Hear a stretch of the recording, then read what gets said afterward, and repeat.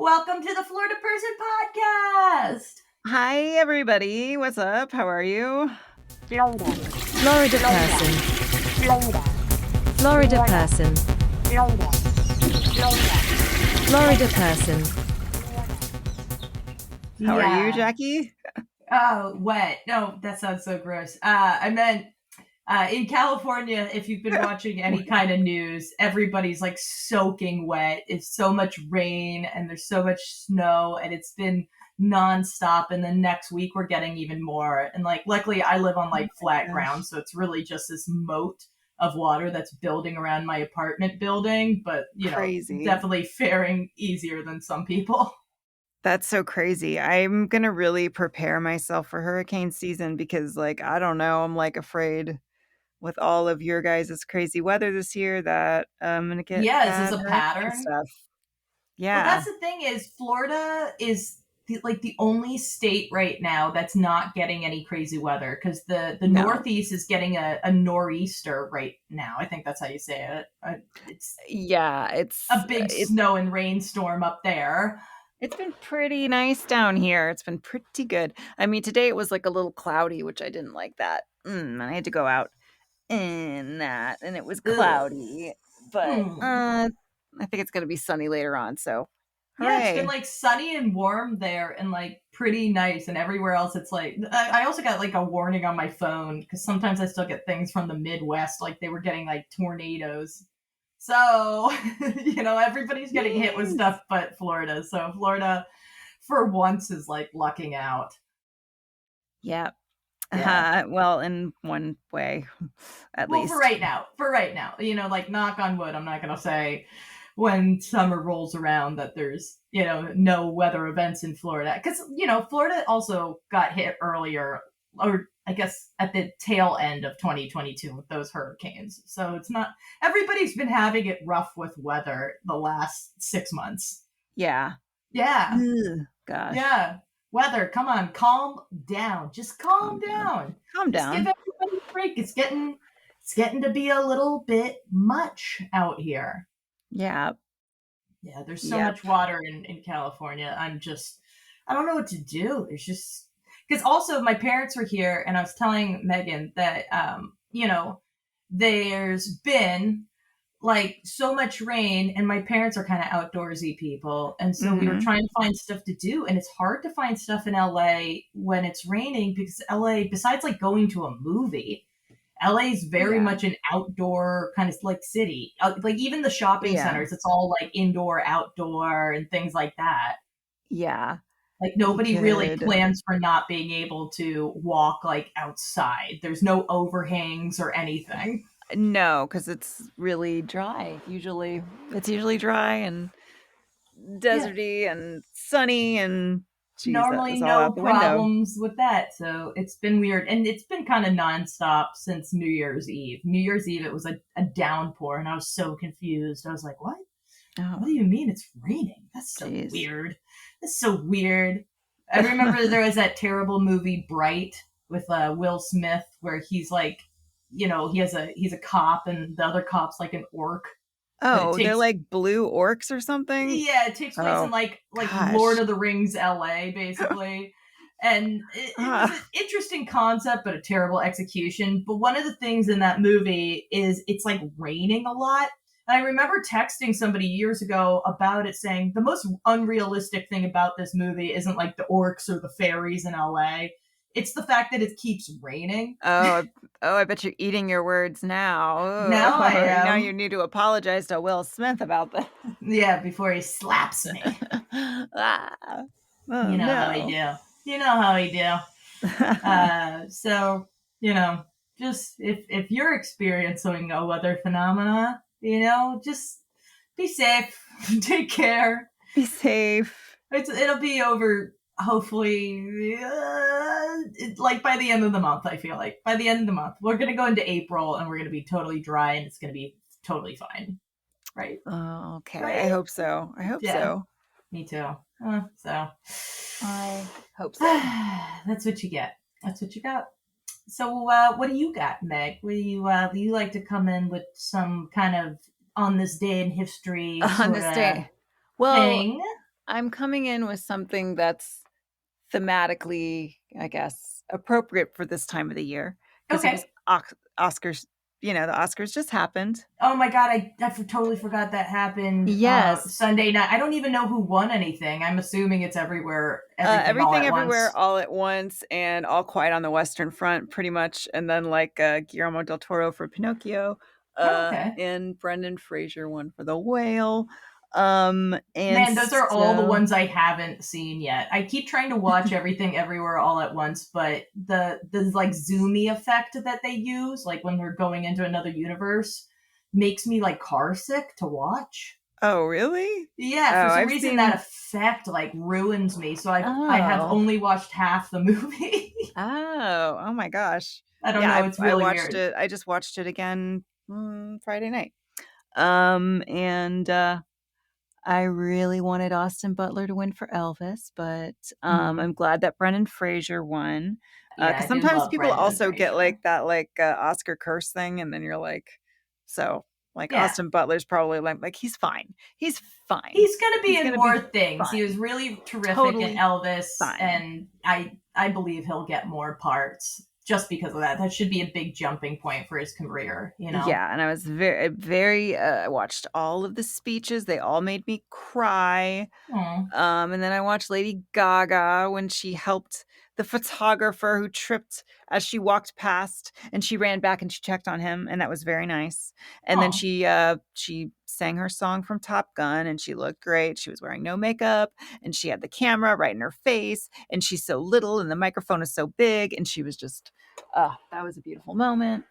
I'm gonna have to Um, watch like highlights or something like that. I'm I gonna did have that. to. That's what I did the next day. I was like, Yeah, because I it's don't too think I'm gonna. stressful. I'm not gonna It was watch too the whole stressful. thing. I made this, I don't know, I made this deal with myself where I'm like, if I don't watch this, then Michelle Yao will win. And so she did win. So you're Yeah, welcome, everybody was everybody. expecting You're that, welcome, so everybody. I'm You're so not welcome. surprised. I'm not I'm, surprised. yeah, I I was guess just, I gotta watch All Is Quiet on the Western Front before I get kicked off Netflix in May. You know, oh. from because I use my sister's Netflix. So, and then then I'll have to make a decision whether I actually want to buy Netflix or whether I watched everything I wanted to on there. So, Yeah, yeah. yeah.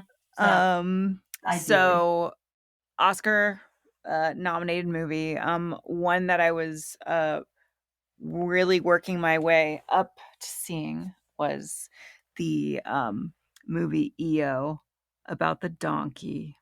EO. Is that EO, an yeah. animated one? No, it was nominated for best foreign language film, or best, I think it's best international film, I think is what the category is now. Okay. It's won a bunch of awards over the last year. It won the jury prize at the Cannes Film Festival.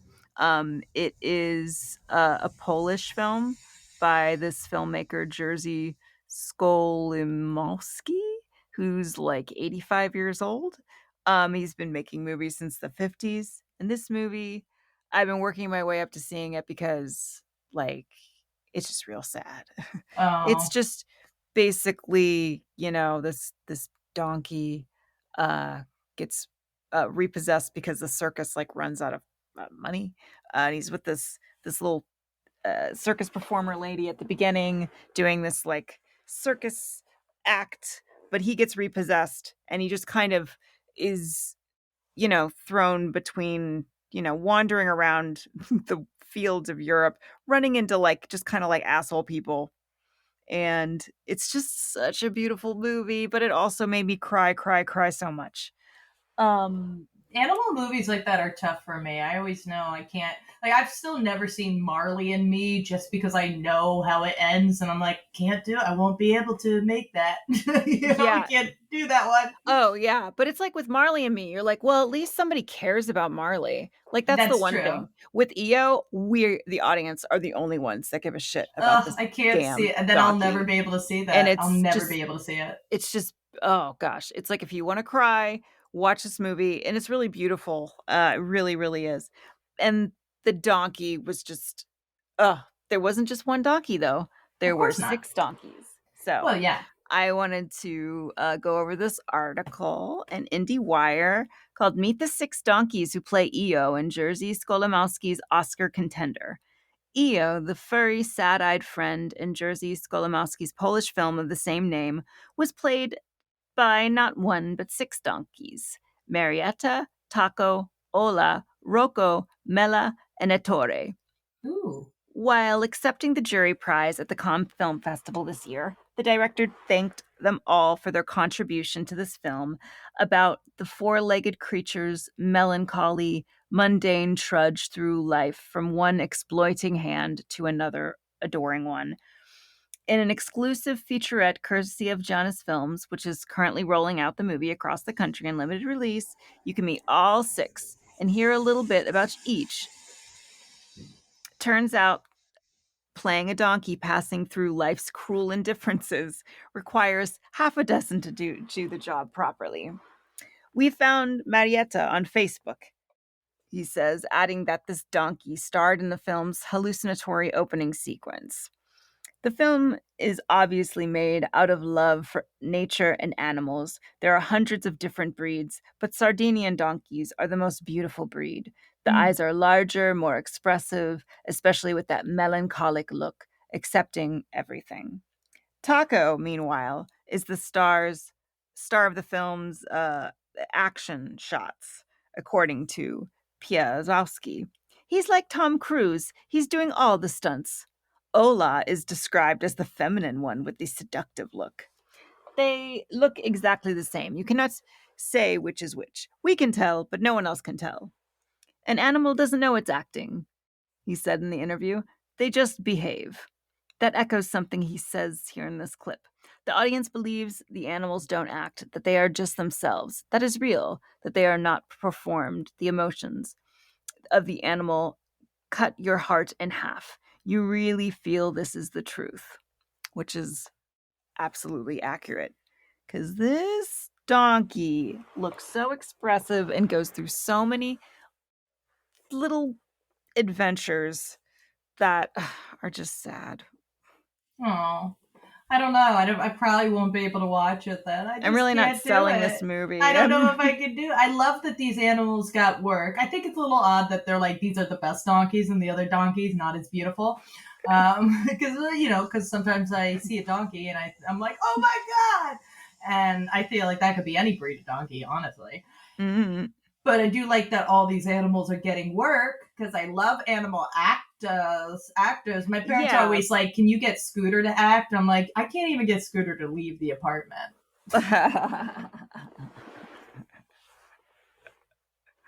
So no, there's a little video in this IndieWire article. I'll send the link where you can meet all of the different donkeys. And I just thought that this is just a wonderful movie. It's, the filmmaker, he's like 85, and it just felt so fresh and just, just to care about animals and to, I think it's very humane. I definitely feel like the Oscars have actually, this year, been more reflective of movies that are actually that are good and that people like and that are like popular, but also there's artsy ones. It's been like a better representation this year, just seeing the like nominees list, because a lot of times I see the nominees list and I'm like, I'm probably not going to see any of these things, and like I'm not seeking them out. And this time I'm like, I've seen a good amount of these already just because I wanted to, and I'm interested in seeing the ones still that I haven't seen, and that almost never happens, especially just with the best pictures. I'm like, I've seen nearly all of these, and the ones that I haven't, I'm still interested in seeing. Where normally I'm like, I don't care about this, Yeah. So that's good. That's good, and I love donkeys. So I'll look at some stills and read the synopsis. I don't know if I can watch like a donkey getting abused by the world kind of movie. Yeah, I mean, it's not graphic. No, but it's sad. It's very sad, though. It's sad. That's almost but it's worse. Beautiful. The nature. Just like this donkey having like a rough go at it. I'm like, oh. But I will. I couldn't even watch Ferdinand. Like Ferdinand, knowing the story about how this bull is like getting bullied. I'm like, I can't. because I knew the story, and I was like, I had that book growing up, and I'm like, I definitely won't watch this movie because I can't watch this bull there are get definitely bullied. some movies like that. Like, I was very close to watching the movie Pig with Nicolas Cage, and then I was like, I read the synopsis, and I was like, oh, never mind. No, thank Never you. mind. But now I might watch it because I'm like, well, at least this pig has some human care about him at one point. Yeah. So that's my one Oscar animal. Okay. Well, we'll bring And it there'll be to another one. another animal that's in the news, right? So I have coming out. This was about a week and a half ago, but it's still topical. So Colombia proposes shipping invasive hippos to India/Mexico. Ooh, are those the They're the hippos that yes, they are. That belong to Pablo Escobar? They are. They are. So if you didn't know, Pablo Escobar had a bunch of hippos, and the hippos still live in a lake in Bogota, and they've become sort of like a tourist attraction, but, they're not supposed to be there. They're African hippos. Yeah, that feels dangerous. Yeah, because they're also, hippos are, pretty extremely territorial. That was a weird way to say it. They're territorial, and they will charge, and they can be quite dangerous. So the article says Colombia is proposing transferring at least 70 hippopotamuses. I didn't know there were 70, by the way. I thought there was like 12. There's 70 because they've reproduced too. So I don't think he originally had 70 or like that much. He had them, and they reproduced, and they're their own gang of hippos. They're just that live near Pablo Escobar's former ranch. Descendants of the four. Oh, it's four. That started from four. Ooh, they must be really like inbred too. Oh no. Yeah. Oh, that's sad. Descendants of the four imported from Africa illegally by the late drug lord in the 1980s to India and Mexico as a part of a plan to control their population. The hippos, which are territorial and weigh up to 3 tons, have spread far beyond the Hacienda Napoles Ranch, located 200 kilometers or 124 miles from Bogota along the Magdalena River. Environmental authorities estimate there are about 130 hippos in the area in the province. I'm just going to say the province because I don't mess with this word. There are about 130 hippos in the area's province, and their population could reach 408 years. That's so much inbreeding. These have got to be. Oh my gosh, that is scary. Ugh, does that make them monsters? They don't look weird. They don't have like double heads or anything.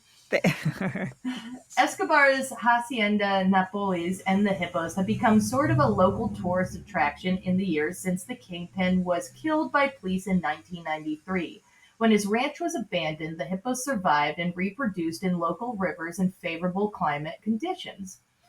Scientists warn that the hippos do not have a natural predator in Colombia and are a potential problem for biodiversity since their feces change the composition of the river and could impact the habitat of manatees and capybaras. Oh, no! Wow.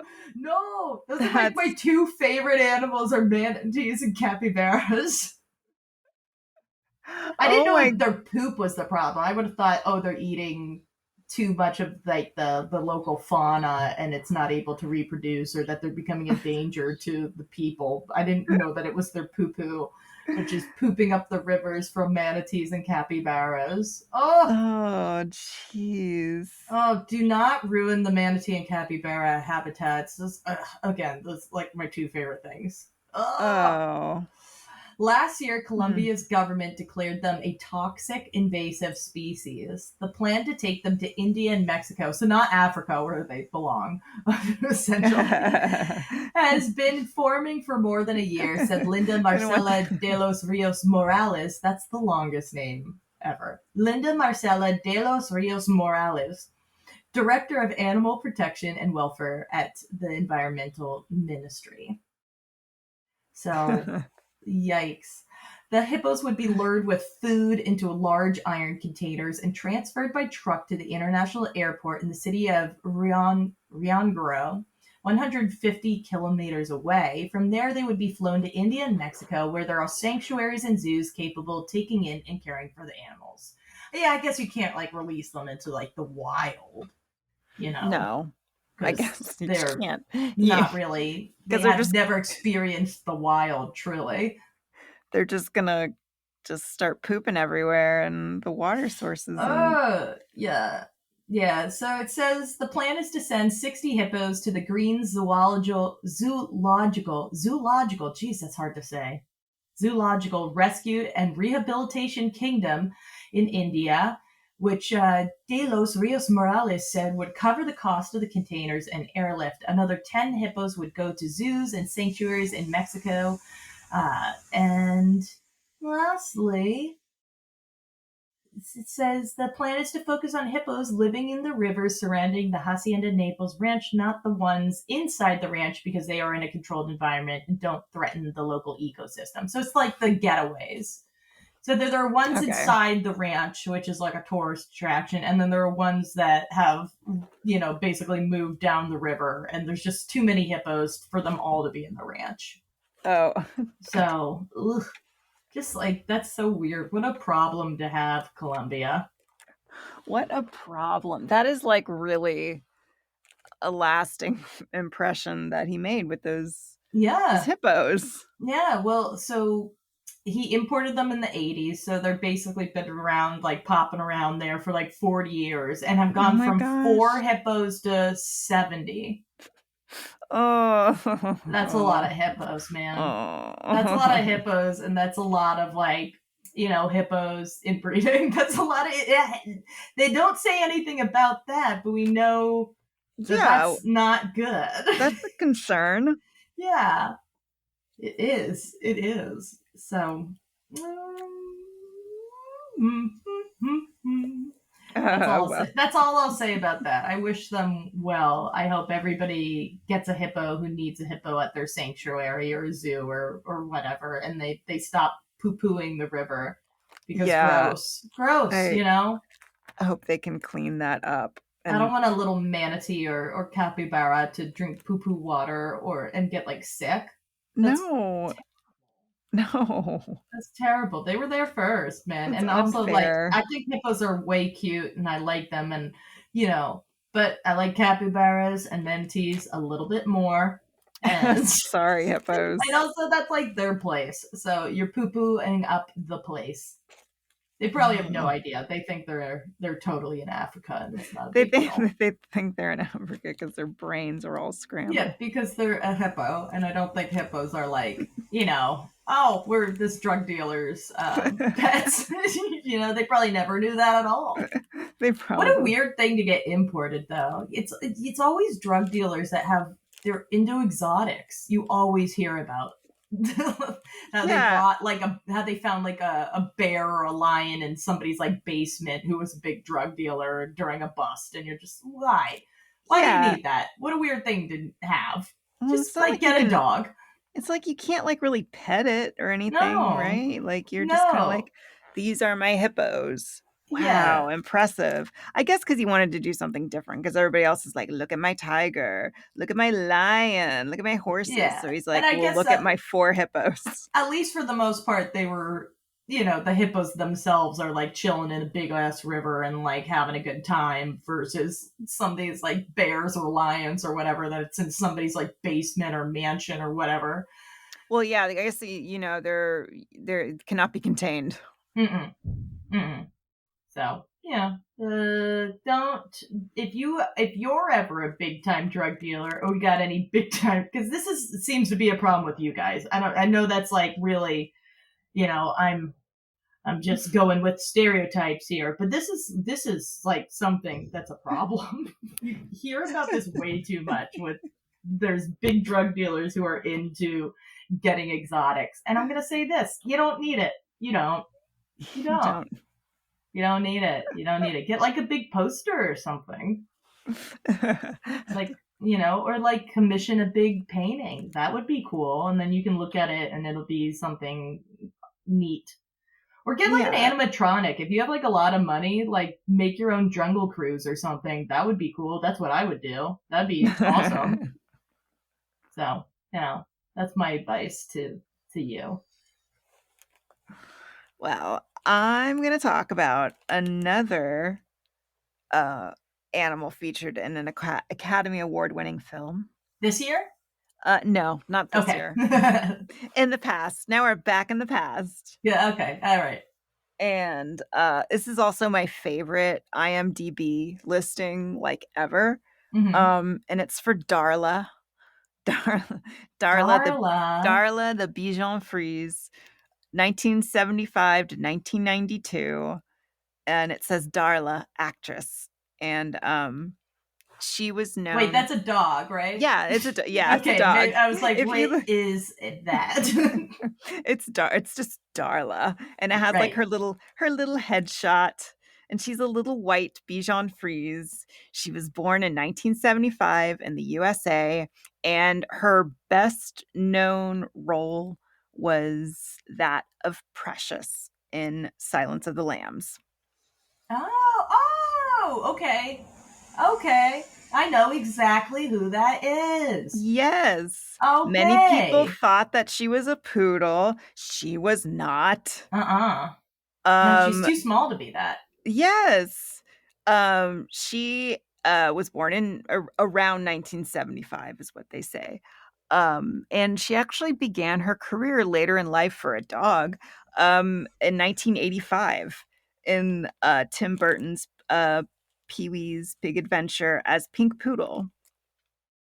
Pink Poodle? Yes, and she also appeared in this movie from 1989 with Tom Hanks called The Burbs. I don't know if you ever saw that movie, but that was like one of my favorite movies when I was a kid. About it had like Tom Hanks and he moves into this neighborhood. Or actually it's like suburbia.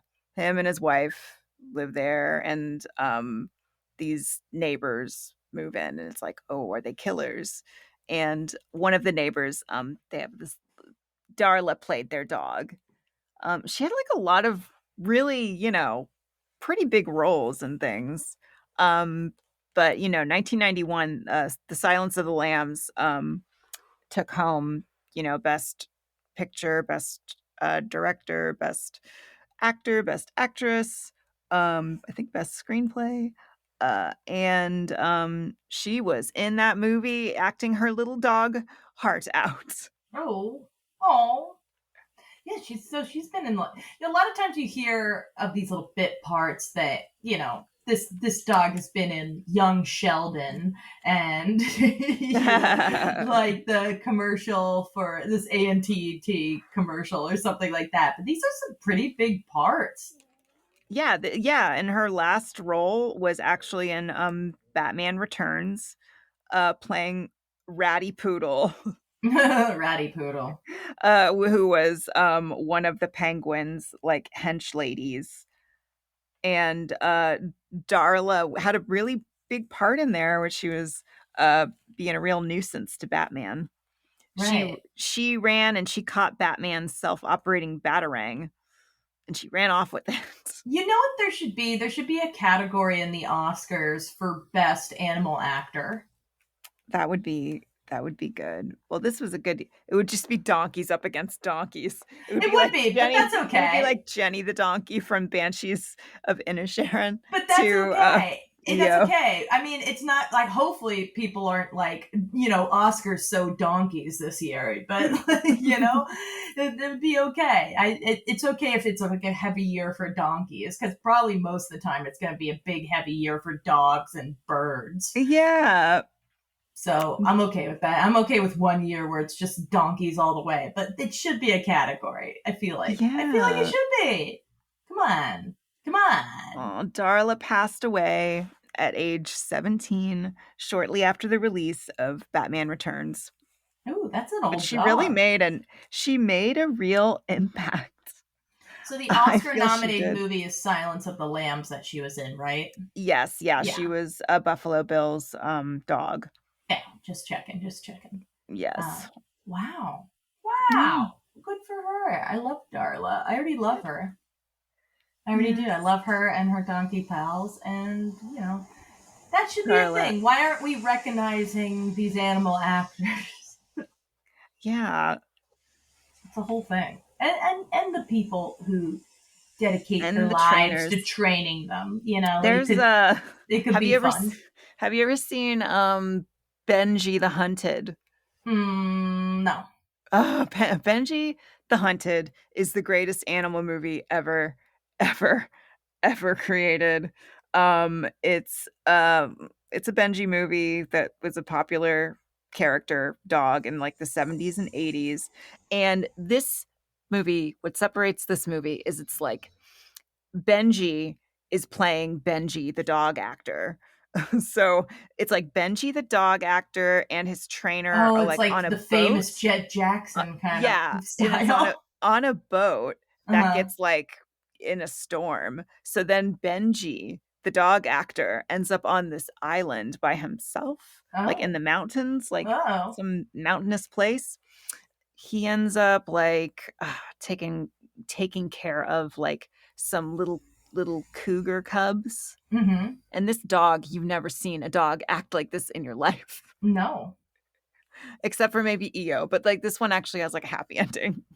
So if you can't watch EO, watch Benji the Hunted. You know what? I will. Dog, oh my gosh. And so you have there's very little speaking in that movie. It's pretty much a silent film, but they do cut to like, the rescue effort because his trainer, who's actually played by his trainer, is looking for Benji. And so it's just kind of about Benji being rescued, Benji the dog actor. So it's not just like a dog named Benji. It's like, this is Benji of the Benji movies. Yeah, there are layers. Starring as Benji. To this movie. Yeah. I used to love that movie Milo and Otis until I found out that so many like kitties and like puppies were abused during the making of that movie. And now I can't look at it the same way. We used to watch it in like aftercare in elementary school so much, and I loved it. And then you find out like all this horror that went on with these kittens and puppies, like what they were put through, and it was very abusive. And now I'm like, oh no, I can't support it. Support it. And just knowing that while you're watching, because these kittens are getting like dunked into water, basically. I don't know how I didn't think that was a problem. Because it's not like, CGI. They are actually having that like in a bucket down the river, just like yeah, that's actually like a practical effect with a real kitten. Swept away. So, I hope. Yeah. So, so that's great. Darla, and all of the donkeys. I like the donkey. I think named Taco. Was it Taco or Paco? There was. Was there Taco and a Paco? There is Ola, Rocco, Taco. It might be. I don't know if it's Taco because it's Tako. Maybe it's Taco. Marietta. I like Marietta. Oh, I love them. Very cute. Well, we're up to the point where we like to do a topical Florida story. We like to do a Florida story at the end of everything. And I've got a real topical one. This is just coming out today. Ooh. If you are in the Miami-Dade area, so the little tip, the tippy tip of Florida, not the Keys, but the tippy tip. In the Florida area of Miami-Dade County, the Miami-Dade Youth Fair 2023 is, opening up. And so it's time to go to the fair, baby. And with Florida being the only place that has like good weather at the moment, I think it's great fair weather. Calling all youths. Youths. I don't know why it's youth. It's just like the county fair, but it's Miami-Dade. It's just like the big, huge fair that every county gets to have. But this one's Miami-Dade's. So there's been a shift at the Miami-Dade Youth Fair over the last few years, with food becoming a focal point in a way it hadn't before.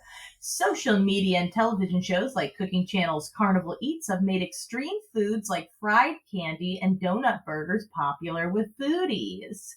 Mm, So, food vendors donut. are now encouraged to think outside the box when it comes to their offerings, and guests can find a new list of foods via the Youth Fair's app and fun guide pamphlet. Geez, so the focus has shifted away from youths to foods. Yeah, I don't think it was ever really on youths. I don't know why it's called the Youth Fair, but it's like the county fair. It's at the Miami-Dade Fairgrounds. So there's still the regular stuff like games and little rides, little rickety rides that people definitely never get hurt on. Hmm.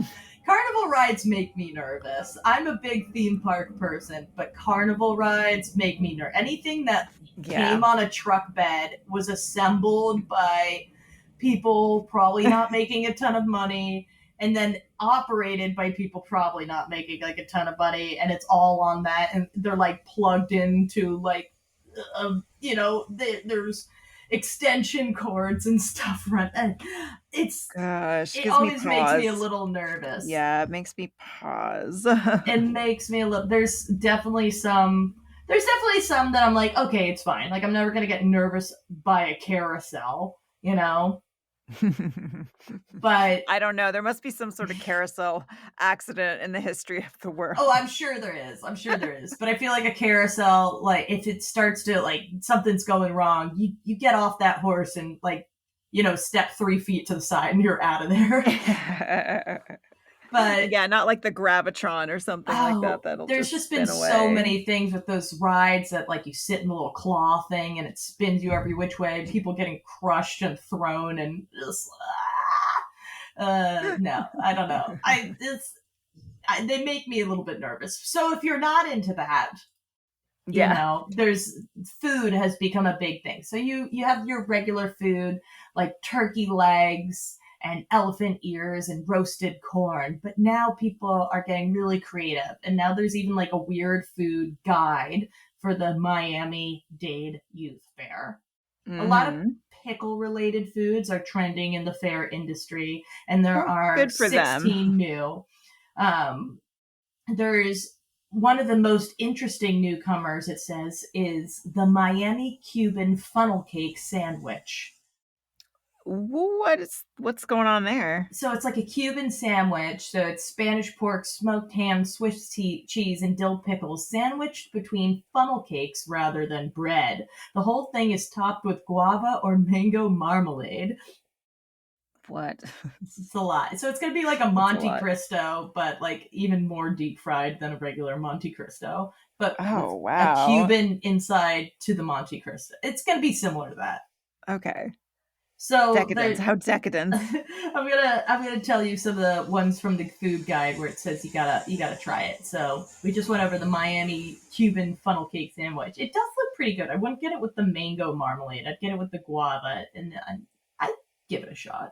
It looks like a lot. It looks like your calorie content for like the month. But then this one, I would never get this because gross. Pickle lemonade. Pickle lemonade? Pickle lemonade. It's fresh squeezed lemonade with dill pickle juice. So is it just like pickle juice? Yeah, it's just like a lemonade that then they put pickles and pickle juice in. So, yeah, I'm going to say a big no to that. Gross. No, thank you. A lot of pickled stuff. There's deliciously loaded pickles, which are pickle fries loaded with cheese, bacon, and ranch. That's not that weird, but I don't need pickles in anything. No. Then there's the Wizard's deep fried milkshake, which okay, the Wizard. Like, who? Wizards is just, I don't know. Wizards is just part of the name, but this is a deep fried butterscotch ice cream covered in butter simulated caramel sauce. They can't call it caramel, and topped with a flavored whipped cream topping. And the funniest thing of this, it looks like it's just like a glass filled with like waffles or something because it's deep fried ice cream. So it's battered ice cream in a glass with like whipped cream and caramel on top. Wow. It's not blended or anything. It's just a glass full of fried ice cream. Wow. Yeah. You can't even drink. They have a straw in it. And it's really funny because you can't drink that. Yeah, I don't think I could ever. They have Mexican street corn pizza. I've had this somewhere, and it's really good. It's pizza topped with buttered sweet corn, mozzarella cheese, mayo drizzle, and Tijan seasoning. Oh. Tahini seasoning. Wow. That's not spelled Okay. how I thought tahini was spelled, but you know. And that looks pretty good. And then they have watermelon candy apple. So it's a candy apple, but the candy on the outside is watermelon flavored. Oh. I could be into that, but I feel like caramel apples are so hard to eat. Yeah. But not caramel apples. These are candy apples, which are harder to eat than caramel apples because it's like a lollipop outside of a can. Like, they also have chili lime candy apples, which I don't know. I don't know if I feel that. No. They've got a Q banano, which is a banana wedged into one of our delicious churros, glazed with guava and cream cheese and a side of whipped cream. Oh. I kind of feel like you could take the banana out of that and I'd like it more. Stop trying to make me eat the banana.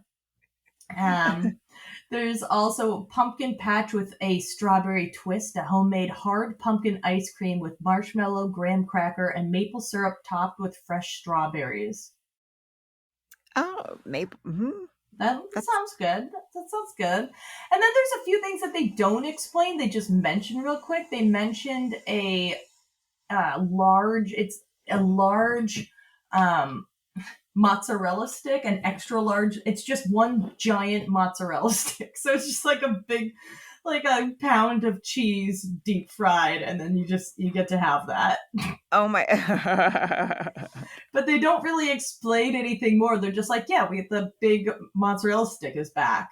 They've also got gators and taters. So there's gator bites, which I love gator bites. Little alligator? Yeah, like the deep fried alligator bites, which are it tastes like dark meat chicken nuggets is what gator bites taste like. They're really good. They're not like fishy or weird or anything. Oh. Well, you know, sometimes we have so many alligators. What are we going to do with them? There's a lot of stuff this year that's going to be topped with hot Cheetos, chili powder, queso fresco, your choice of beef or chicken. So a lot of things are just really getting topped.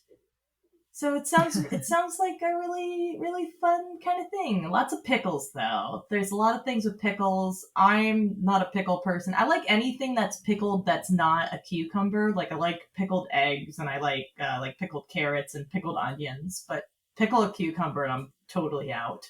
I don't know why. I think I don't like cucumbers to start with. Like I'll take a slice in my sushi, but I don't even really want like big slices on my salad. I like cucumbers and I like pickles, but I don't want to drink like a whole like juice of like lemonade, of like pickle lemonades. No, like there's a thing called like a pickleback. It's like when you take a shot and then you take a shot of pickle juice as your chaser. And now I'm like, oh, if you want me to throw up, that's exactly how you do it. Because if you didn't tell me and then I like chased a shot with that, I would immediately start like puking violently. So never ever trick me that way. It's so gross. There was one bar we went to, I think it was in Kansas City or something, that had you took a shot and then they had a hollowed out hot dog filled with pickle juice that then you like tossed in your mouth as like a chaser. And I was like, that's how you'll get me to vomit all over this bar if you make me do that. That's disgusting. I can't. I can't handle it. So, but if you can handle it, you can find it at the Miami-Dade Youth Fair. Go get it. All right. It's running from March 16th, so a couple days, and through April 5th. And I think it does sound like a pretty good time. There's definitely stuff I would eat there. There's definitely stuff I wouldn't eat there. There's definitely rides I wouldn't go on. There might be a few that I would. And I never play carnival games because I'm bad at anything that you've got to throw something at a target. And that's primarily like every carnival game. So I'm always the sucker there. So I never play anything unless it's a water gun game. I can do that one, you know. the racy one. But then you have to have like a whole group of people to do it, and it's the whole thing. Oh yeah. You got to convince so many people to play that with you, and then everybody's like, I don't really want to. And if it's only like two of you, you're gonna get like some bad prize. Yeah, too stressful. I got a lot of thoughts on it. I do love a fair, though. I do love a fair. I hope fair season is like back on, baby. I love walking around fairs and smelling them. They smell so good. Snowing and like raining out there. So the fair. Yeah. Yeah. So let's dry out here and get a fair going on. I think there's supposed to be some county fairs out here in California. I know there's some good fairs up in Orlando. Like that area's got a bunch of different fairs and different fairgrounds, and that would be neat to go see all the fairs up there. Mm-hmm. Yeah. But no pickle lemonade for me, thanks. No, thank you. But if you like it, no judgment. You have that pickle lemonade, okay? Yeah. Do it. And that's going to be it for all your weird news from this week. We hope you watched the Oscars, because we didn't. I'm going to watch some clips. Just Megan watch already some watched clips some like clips. I did. Just watch some clips. It saves time. Plenty of clips. It's a long ceremony, isn't it? So Yeah, exactly. I just wanted to get to the point. Point. If you gotta watch a highlight reel, watch a highlight reel. See those beautiful donkey actors. Give some recognition. Yeah. I hope those hippos are getting where they gotta go. And that's that. I think that's it. Sounds good. All right. Well, we were off last week, but now we're returning to our weekly schedule. And yeah, thanks for listening. We'll see y'all later. Alrighty. Bye. Bye. Florida. Florida person. Florida. Florida person. Florida. Florida. Florida person.